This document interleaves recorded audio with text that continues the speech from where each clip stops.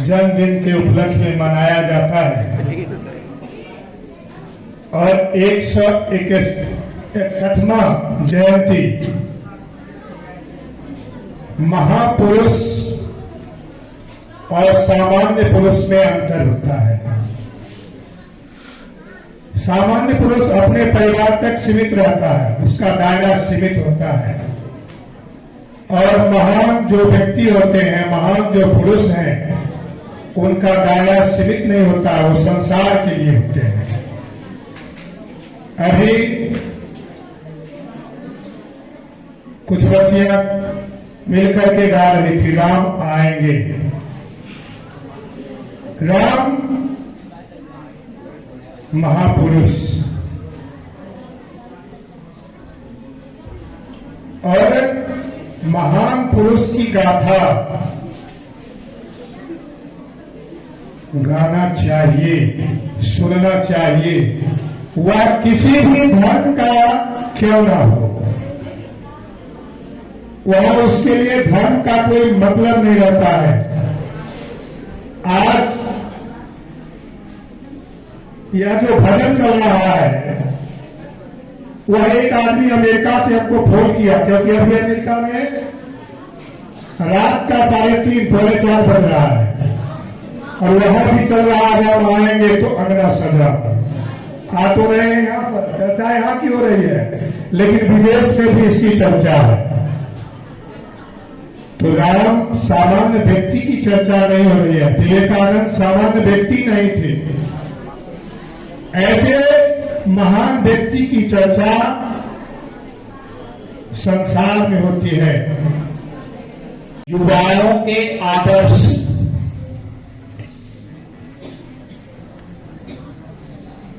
स्वामी विवेकानंद जी की 161वीं जन्म जयंती समारोह पे हम लोग एकत्रित हैं और एकत्रित होके उनसे संदर्भित बातों को कर रहे हैं। आपको थोड़ा सा अजूबा लगा होगा कि आज स्वामी विवेकानंद जी की जयंती है और ये बच्चियां राम आएंगी गा रही हैं। अनंत बाबू सर ने कहा कि सामान्य पुरुष और महापुरुष में अंतर होता है। 100% सत्य है। महापुरुष का अवतार होता है और इस पृथ्वी पे जो कार्य करने आते हैं, उन कार्यों का निष्पादन करके पुनः देवलोक को पधार जाते हैं। राम पुरुषोत्तम थे। स्वामी विवेकानंद जी को भी अवतार माना जाता है। वो हमारे आदर्श हैं, खास करके हम लोगों के जितने भी युवा वर्ग हैं उनके आदर्श हैं। आपको पता होना चाहिए, जब विश्व धर्म सम्मेलन चल रहा था तो भारत का प्रतिनिधित्व करने के लिए स्वामी विवेकानंद सरस्वती का नाम आया और वह अपने ही लिबास में, अपने ही वेशभूषा में विदेश गए और अपनी प्रतिभा को इस प्रकार बिखेरा वहां पे कि पूरी दुनिया सन्न रह गई। सब अपने अपने विषयों पे बोल रहे थे। स्वामी विवेकानंद सरस्वती को शून्य पे बोलने को कहा गया। अहर्निश बोलते रह गए। उनके ज्ञान का कोई पार ना पा सका। जिनकी इतनी विद्वता, वो महान पुरुष हमारे देश में ही पैदा लेते हैं। और मैं इनसे एक संदर्भित बात बता देता हूं, बच्चों को बताया हूं कि उसी विश्व धर्म सम्मेलन में जब विभिन्न प्रकार का भोजन परोसा गया, शांति बनाए रखो, तो स्वामी विवेकानंद ने क्या किया, सभी भोजन को थोड़ा थोड़ा उठा के और एक बर्तन में डाल दिए। डालने के बाद सबको मिला लिए, मिला के भोजन कर लिए। और उन्होंने नोट्स में, उस डायरी में लिखा कि किस चीज में कितनी सामग्री दी गई थी, किसमें नमक कम था, किन चीजों में नमक ज्यादा था, किन चीजों में कितनी सामग्री देके सामग्री, भोजन की सामग्री तैयार की गई थी। ये संभव है सामान्य पुरुष से? और उन्होंने सबसे बड़ी बात आप लोगों को संदेश दे गए कि धर्म किसे कहते हैं और स्थिरता किसे कहते हैं। स्वधर्मे ध्रियते इति धर्म, जिसको धारण किया जाए वह धर्म है, और अपने धर्म में स्थिरता को रखना स्थिरता है। स्वामी विवेकानंद जब विदेश गए तो अपने वेशभूषा को नहीं त्यागा उन्होंने। हम लोग कहीं बाहर जाते हैं तो थोड़ा सा वेशभूषा उस टाइप का बना लेते हैं कि हमें लोग हे दृष्टि से नहीं देखें। महापुरुषों को इस बात की कोई चिंता नहीं होती है। लिबास, वेशभूषा उनके उच्चता और निम्नता का कोई कारण नहीं होता, उनकी दिव्यता। और उन्होंने कहा उत्तिष्ठत जागृत बलान निबोधेत, उठो। युवाओं को उन्होंने संदेश दिया, उठो, जागो और अपने लक्ष्य की प्राप्ति करो। हम मनुष्य में जन्म लिए हैं तो हम किसी तरह से अपना जीवन यापन कर लें, ये हमें शोभा नहीं देती है। इसलिए हर हमेशा हम उनके आदर्शों का अध्ययन करें, उनके आदर्शों पे चले।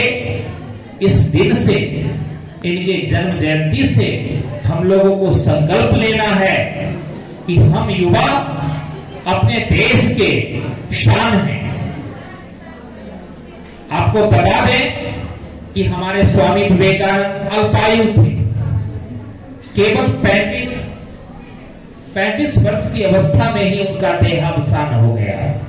लेकिन बताइए, केवल 35 वर्ष की अवस्था में उन्होंने एक पूरे विश्व में अपना छाप छोड़ दिया कि आज हम लोगों को लगता है कि स्वामी विवेकानंद हमारे अपने युवा शक्ति को जागृत किया। उन्होंने हमें प्रेरणा लेनी चाहिए और उनके आदर्शों पे हमें चलना चाहिए ताकि हमारा जीवन सुदृढ़ और सुखमय हो। इन्हीं शब्दों के साथ बहुत बहुत धन्यवाद। लोगों ने सुना, उठो जागो कर्म करो, और कुछ बच्चे अभी हाँ ही कर रहे हैं पीछे। का लक्ष्य है परम आनंद की प्राप्ति हो रही है। ऐसे आनंद किसी प्राप्ति के लिए पहले अपने आप को शांत चित्त बनाओ, आध्यात्मिक गुण को बढ़ाओ। ऐसे ही कोई महान नहीं होता है। छोटा पद धारण करने के लिए छोटी सी पढ़ाई करनी पड़ती है, और बड़ा पद धारण करने के लिए बहुत सारा मेहनत करना पड़ता है। ऐसे ही नहीं होता है। तो क्या बनना है ये तुम पर निर्भर करता है। सबको भगवान ने, परमात्मा ने समान शरीर, समान अवयव दिया है। अब उसको किस तरह से वह प्रयोग करेगा, वह उस मनुष्य पर, उस बच्चे पर निर्भर है कि तुम किस तरह अपने सद्गुण का प्रयोग करोगे। कि सद्गुण के बाद उसका विपरीतार्थ क्या होता है, अवगुण। तो किसका प्रयोग करना है ये तुम पर निर्भर करता है। गाना चाहती है और मंच पर आवे और गाना गाए। नेहा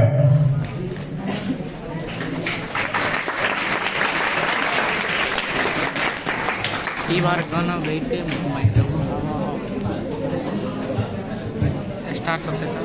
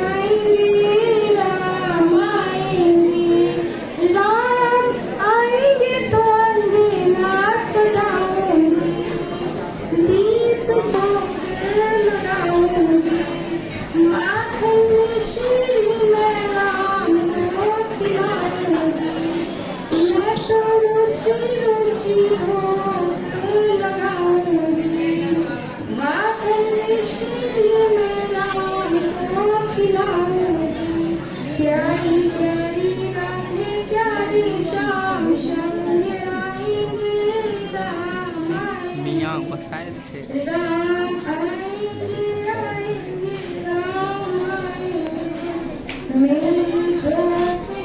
तालियों बजाए।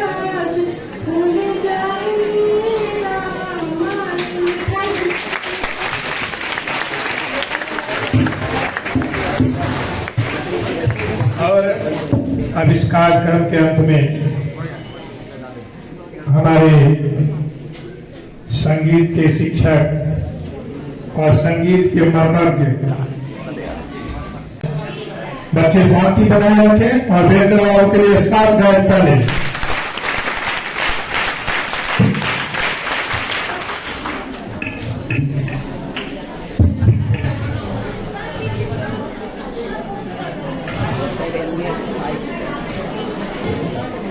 आज शांत हो जाइए आप लोग, समय बहुत उपस्थित हैं, तो जन्मदिन पर आप लोगों के बीच टॉफी का भी वितरण होगा, इसलिए मुंह मीठा करके घर जाना है। एक दो बात मैं कहना चाहता हूं, विवेकानंद की इतनी महत्ता हमारे इस देश में हुई, जितनी दुर्जनों की दुर्जनता से नहीं, उससे बढ़कर सज्जनों की निष्क्रियता। अच्छे लोग शांत रह जाते हैं, किसी बात का कोई विरोध नहीं करते, इसलिए अपराधियों का मनोबल बढ़ जाता है। तो ऐसे हमारे महापुरुष हैं जिनके बारे में बहुत सारी बातें आप लोगों ने सुनी। अब मौसम आएंगे जाएंगे, हम तुमको भूल न पाएंगे, मौसम आएंगे जाएंगे, हम तुमको भूल न पाएंगे, मौसम आएंगे जाएंगे, जाड़ों की बहार जब आएगी, धूप आंगन में लहराएगी, गुल दोपहरी मुस्काएगी, शामा के चराग जलाएगी, जब रात बड़ी हो जाएगी और दिन छोटे हो जाएंगे, हम तुमको भूल न पाएंगे, मौसम आएंगे जाएंगे, मौसम आएंगे जाएंगे,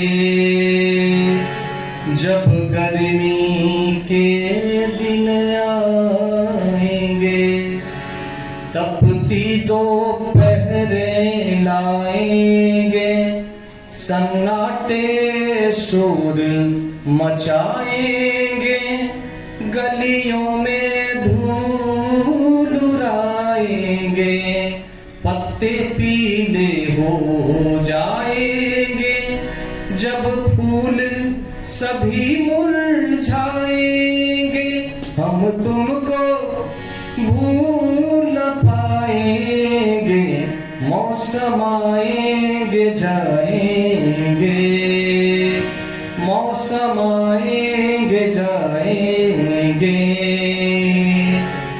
जब बरखा की रुत आएगी, हरियाली साथ में लाएगी, जब काली बदरी छाएगी, कोयल मल्हारे गाएगी, एक याद हमें तड़पाएगी, दो नैना नीर बहाएंगे, हम तुमको भूल न पाएंगे, मौसम आएंगे जाएंगे, मौसम आएंगे जाएंगे, मौसम आएंगे जाएंगे।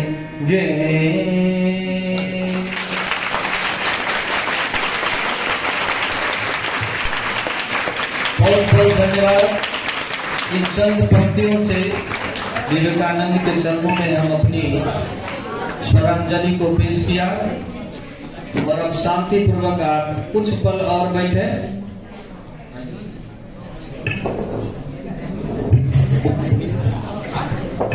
अब इसी के साथ समापन, और आप लोग निश्चिंत होकर के बैठे रहें। जैसा कि पेंद्र बाबू ने कहा, आप लोग मुंह मीठा करते हुए भर जाए, ठीक है? तो उसके साथ शांत होकर के बैठे। नहीं,